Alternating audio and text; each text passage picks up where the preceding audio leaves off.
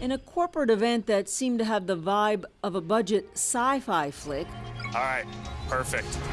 Mark Zuckerberg, the founder and head of all things Facebook, introduced the metaverse. Together, we can finally put people at the center of our technology and deliver an experience where we are present with each other. What is it? Put simply, an immersive way to connect online for both business and pleasure using virtual and augmented reality. And Zuckerberg is all in, rebranding Facebook's corporate name to Meta. It's from the Greek word beyond, he says. Your devices won't be the focal point of your attention anymore. Now, if Meta is the future, in the present, the Facebook brand on the site and the app won't change. What Zuckerberg is trying to pull off is more profound than that. He is trying to take control of what he thinks is going to be the big next wave of technology.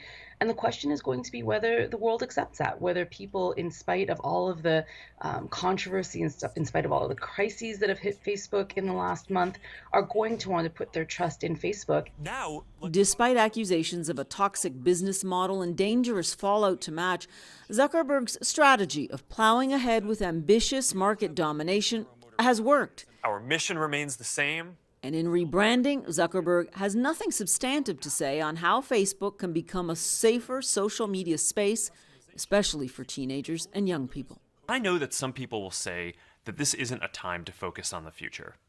And I want to acknowledge that there are important issues to work on in the present. There always will be.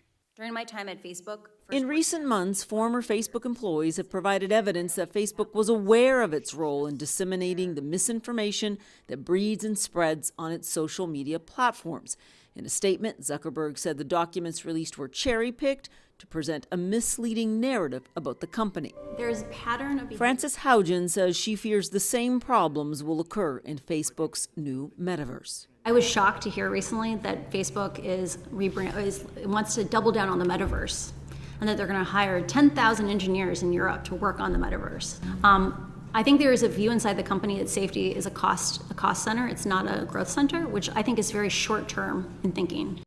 What is not short-term? The insidious effects of Facebook's social media platforms worldwide. Regulators have so far failed to create and enforce laws that prevent the worst abuses online, those powered by algorithms and AI, that can efficiently disperse misinformation and hate. To that, Zuckerberg has added a new challenge, the potentially even more invasive metaverse. Paula Newton, CNN. Workrooms, which we launched a couple of months ago. Later this year, we plan to introduce a room customization